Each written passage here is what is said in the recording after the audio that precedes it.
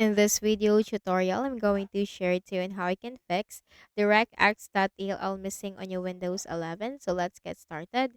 First is go to the Windows search bar and simply type CMD. Click Run as Administrator option on the right pane. Type SFC space forward slash scan now. Scan now is just one word and there is no space in between and hit enter. So the system scan will begin. Simply wait for the process to be 100% completed. And once this is 100% completed, type exit in the command prompt window and restart your Windows. Next method, check first your system type before going on to the next method. System type, and then open a browser. Search for Visual C++ redistributable and hit enter. Click on the first option.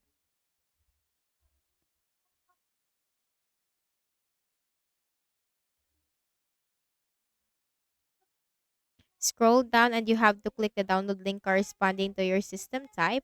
Click on the folder icon.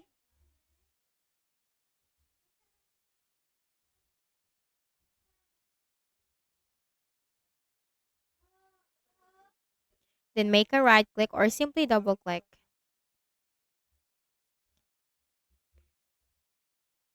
And then if you haven't installed this yet, just simply click on the license terms and conditions to agree with it and then click on the install button.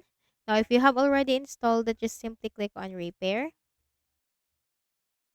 and wait for the process to be done. Then close it. And after doing so, restart your Windows. Right-click at the Start button, shut down or sign out and restart.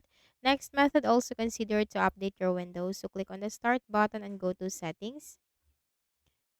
From the list of options on the left pane, click on Windows Update and simply click the button right here to download and install the latest updates for your Windows, and then that's it. Just try again.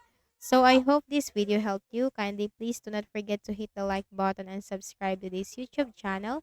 Thank you for watching the video.